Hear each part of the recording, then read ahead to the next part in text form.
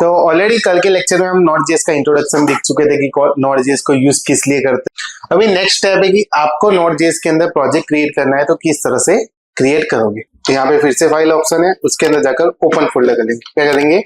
Open folder, और जो भी अपना नोड.जेएस का प्रोजेक्ट है उसका फोल्डर यहाँ पे ओपन कर देंगे। तो this PC and D drive, और डी ड्राइव के अंदर कौन सा था अपना नोड.जेएस 6 पे हम उसको क्या कर देता हूँ, सिलेक्ट फोल्डर। टर्मिनल ओपन करना है, तो टर्मिनल किस तरह से ओपन करते हैं वो ऑलरेडी आप लोगों को आइडिया है। फिर भी यहाँ पे देखो ये 3 डॉट है, उसके ऊपर क्लिक करेंगे, टर्मिनल का ऑप्शन है, और वहां पे जाकर आपको क्या करना है, न्यू टर्मिनल। और टर्मिनल के अंदर जाकर आपको सबसे पहले तो मैं एक फोल्डर क्रिएट कर लेता हूँ। कल आपने देखा था फर्स्ट फोल्डर क्रिएट करके, अभी एक नया फर्स्ट प्रोजेक्ट नाम का फोल्डर क्रिएट करता हूँ। तो mkdir and first underscore project, okay. एक डायरेक्टरी क्रिएट हो चुकी है, यहाँ पे देखो फर्स्ट प्रोजेक्ट की डायरेक्टरी क्रिएट हो चुकी है, लेकिन उसके अंदर कुछ अवेलेबल है नहीं ना।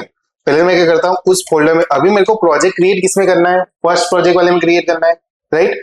तो यहाँ पे मैं क्या करूंगा, सीडी लिखूंगा, सीडी मतलब चेंज डायरेक्टरी, और कहाँ पे जाना है अपने को, फर्स्ट प्रोजेक्ट के अंदर। तो देखो यहाँ पे आ गया। और ऐसा भी नहीं करना तो सीधा क्या करेंगे, यहाँ पे फाइल ऑप्शन है, फाइल में से अपने क्या करेंगे, ओपन फोल्डर, और ओपन फोल्डर में से कौन सा फोल्डर अपने को ओपन करना है, नोड.जेएस के अंदर से फर्स्ट प्रोजेक्ट वाला फोल्डर यहाँ पे क्या कर लेंगे, ओपन कर लेंगे। अभी सबसे पहले जब भी आपको नोड.जेएस का प्रोजेक्ट क्रिएट करना हो, तो नोड.जेएस का जब भी कल मैंने आप लोगों को बताया था एक नोड होता है, क्या होता है, नोड, जो अपने को इंस्टॉल करना पड़ता है गूगल क्रोम से। डन। तो देखो गूगल क्रोम में जाकर आपको क्या करना है, सर्च कर लेना है नोड.जेएस। जैसे ही नोड.जेएस सर्च करोगे तो यहाँ पे आपको नोड.जेएस का उसका ऑफिशियल वेबसाइट मिल जाएगी। डन। तो उसके ऊपर क्लिक करके आपको क्या करना है, यहाँ पे जो डाउनलोड नोड.जेएस है उसके ऊपर क्लिक कर लेना है, जिससे क्या हो जाएगा, आपका नोड.जेएस इंस्टॉल हो जाएगा। अभी नोड.जेएस इंस्टॉल होता है, उसके साथ साथ क्या इंस्टॉल होता है अपना npm, okay, node package manager. Done. तो वो भी आपका क्या है, यहाँ पे यूज होता है। तो यहाँ पे जब भी आपको प्रोजेक्ट क्रिएट करना हो नोड.जेएस के अंदर, तो आपको क्या लिखना है,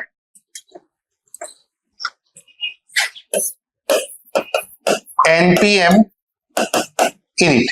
क्या लिखना है, npm init, ओके, जिससे क्या होगा, प्रोजेक्ट बनने का मतलब प्रोसेस स्टार्ट होगी। तो सबसे पहले अपने क्या करते हैं, यहाँ पे देखो मैं कर देता हूं npm init। और npm क्या है, ऑलरेडी आप लोगों को पता है, npm को क्या बोलेंगे, नोड पैकेज मैनेजर, ठीक है। तो नोड.जेएस के अंदर बहुत सारे पैकेजेस होते हैं, उस पैकेजेस को मैनेज करने के लिए अपना किसका यूज होता है, नोड पैकेज मैनेजर का। कोई भी पैकेज इंस्टॉल करना है, उस पैकेज को अनइंस्टॉल करना है, अपडेट करना है, कुछ भी करना हो, तो उसके लिए क्या होगा, आपको npm कमांड का यूज करना पड़ेगा। डन।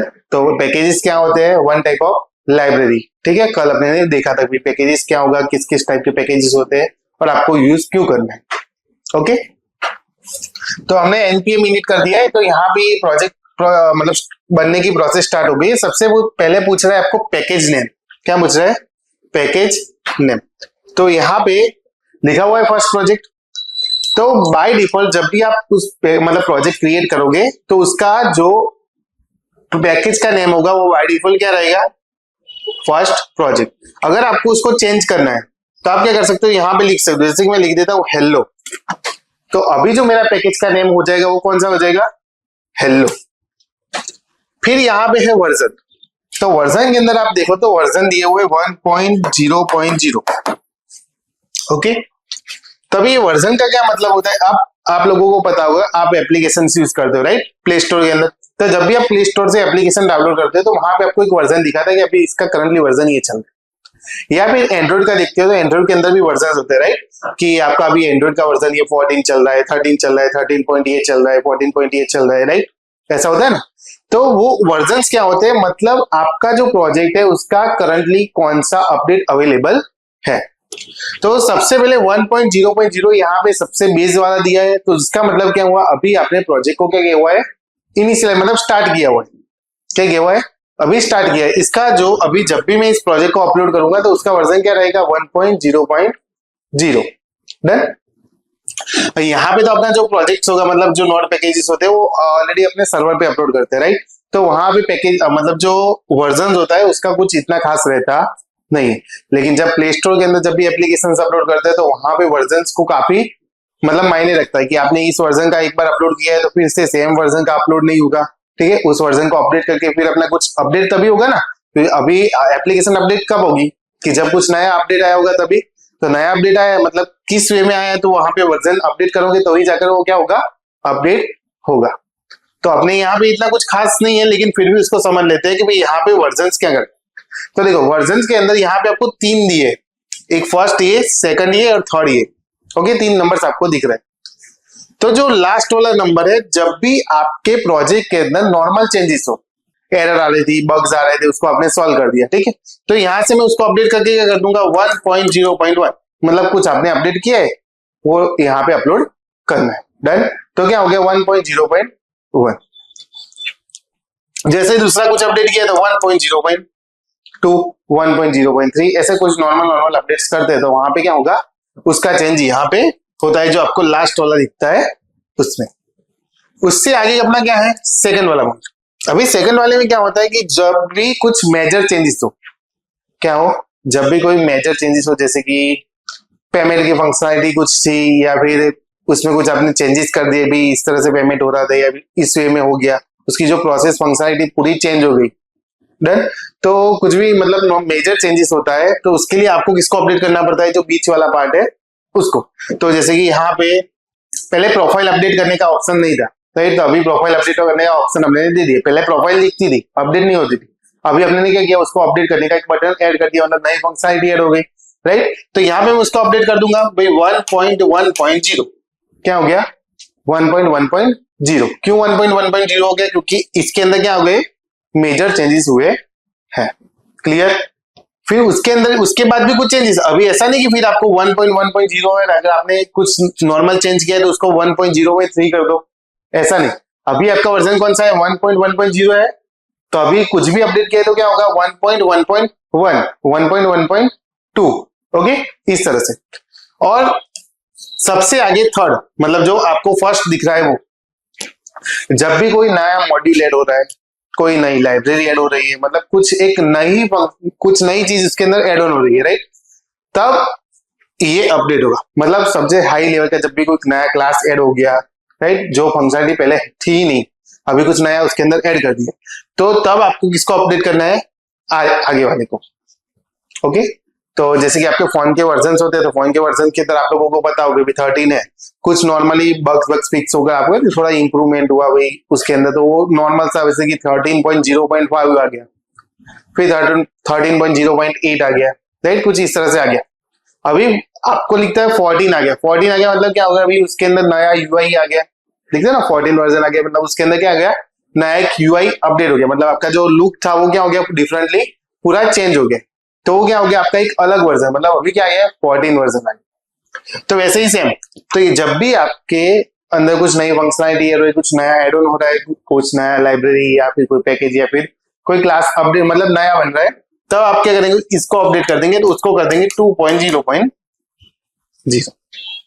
तो ये होता है अपना वर्जन। तो सबसे पहले यहाँ पे 1.0.0 आप देख रहे हो, सेम एज इट इज जाने देते हैं और एंटर मार देते हैं।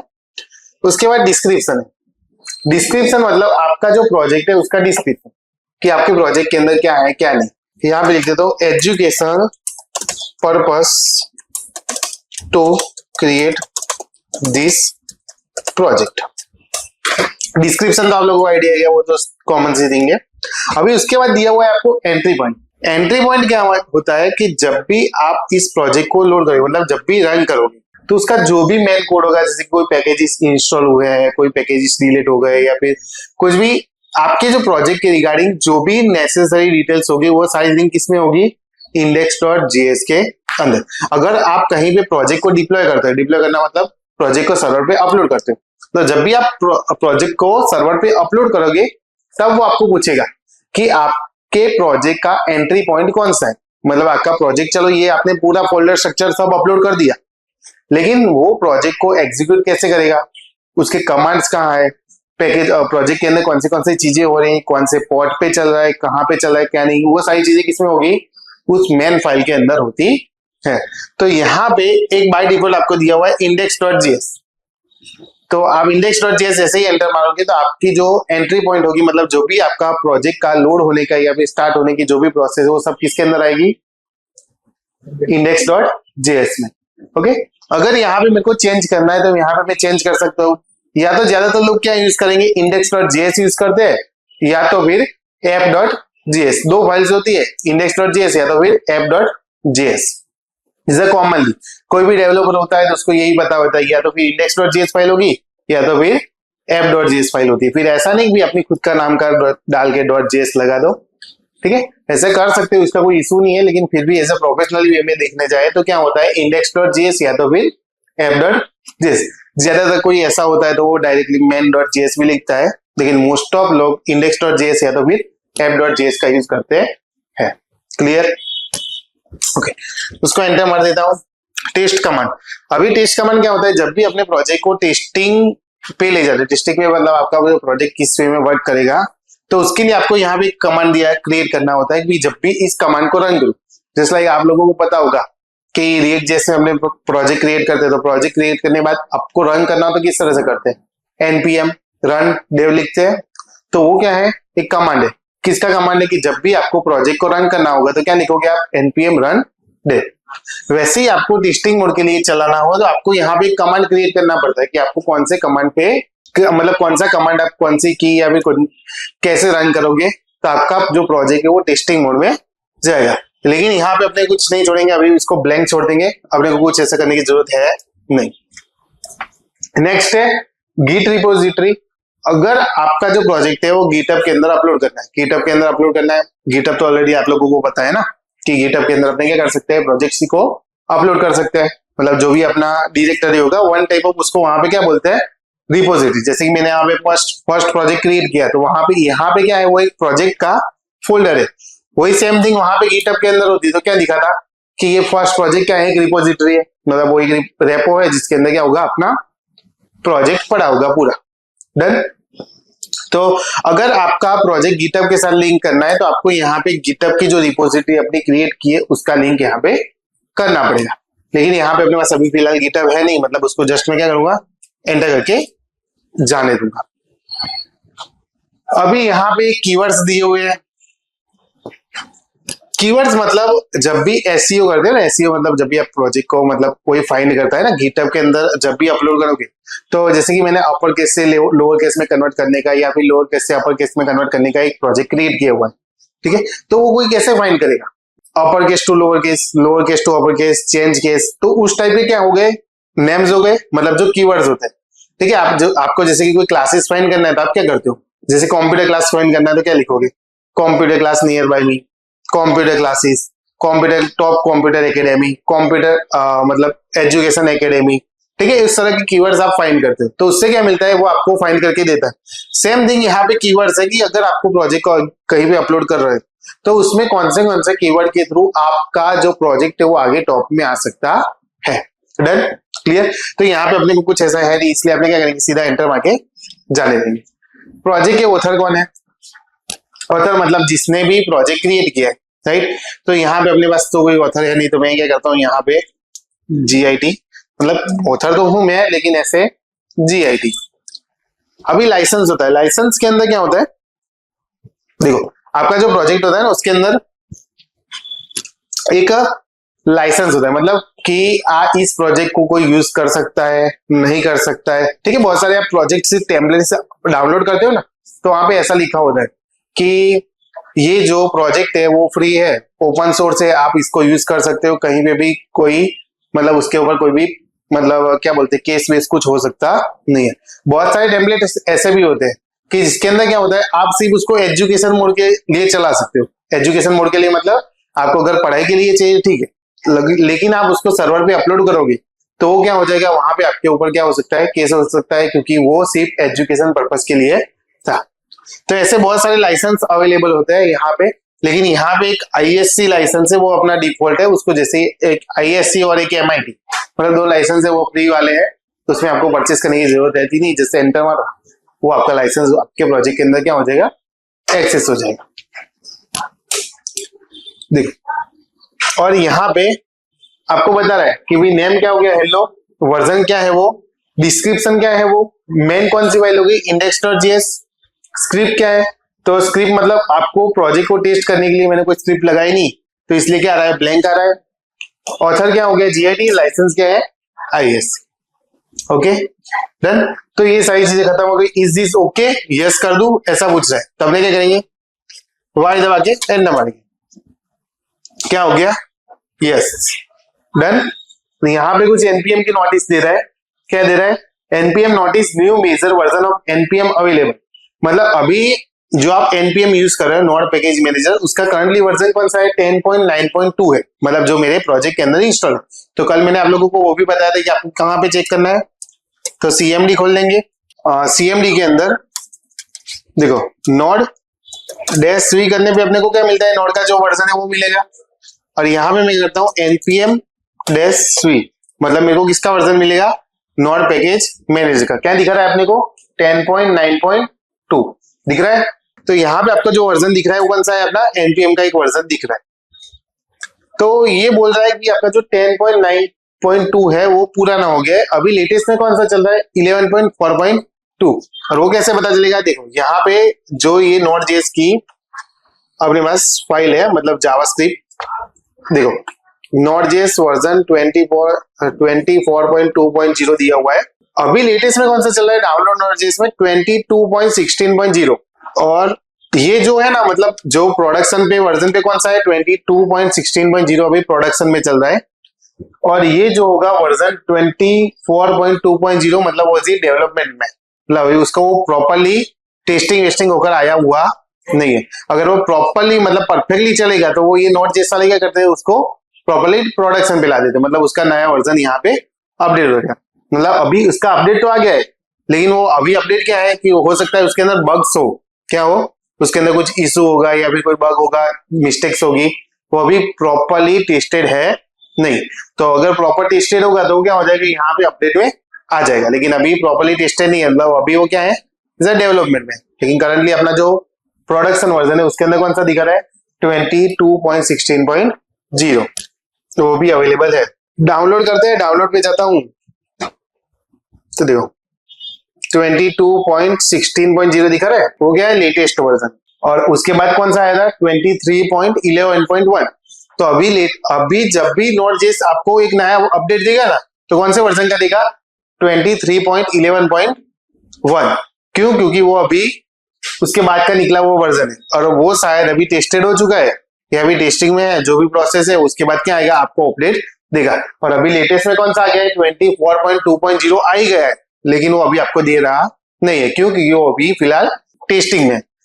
और किसके लिए चाहिए विंडोज के लिए चाहिए कि नहीं, विंडोज में चाहिए, मैक में चाहिए, लिनक्स में चाहिए या एक्स में चाहिए, जिसमें भी चाहिए आप वहां पे इंस्टॉल कर, अपना तो बेसिकली क्या है विंडोज है तो विंडोज के लिए इंस्टॉल करेंगे using Docker with NPM. Docker भी एक होता है कि जब भी अपने को फाइल्स को कहीं पे सर्वर पे अपलोड करना हो तो उसके लिए यूज होता है, लेकिन वो सारी चीजें अपने को करने की जरूरत नहीं है, अभी सीधा अपने को इंस्टॉल करना है तो किस तरह से इंस्टॉल करेंगे, देखो यहाँ पे डाउनलोड नोड जेएस है उसके ऊपर क्लिक करके करेंगे सीधा इंस्टॉल। तो यहाँ पे देखो अपना जो प्रोजेक्ट है क्रिएट हो चुका है, तो यहाँ पे देखो आपको फर्स्ट प्रोजेक्ट के अंदर कौन सी फाइल देखने को मिल रही है पैकेज.json नाम की फाइल देखने को मिल रही है। Done clear. तो जितने भी चीजें अपने यहाँ पे प्रोजेक्ट के अंदर नेसेसरी इनपुट की थी वो सारी चीजें आपको यहाँ पे दिख रही है कि भाई क्या था, नेम क्या था, वर्जन क्या था, डिस्क्रिप्शन क्या है, मेन फाइल क्या है, स्क्रिप्ट क्या है, ऑथर क्या है, लाइसेंस। तो अभी जो प्रोजेक्ट हमने क्रिएट किया है एनपीएम क्रिएट करके, वो सिर्फ आपको क्या क्रिएट करके दे रहा है डिटेल्स, मतलब इतना। अभी आपको इस प्रोजेक्ट के अंदर क्या क्रिएट करनी है index.js, क्योंकि ये मेरा जो पूरा प्रोजेक्ट का स्ट्रक्चर है उसके अंदर कौन सी फाइल चलेगी, मतलब मेन फाइल कौन सी है मेरी index.js।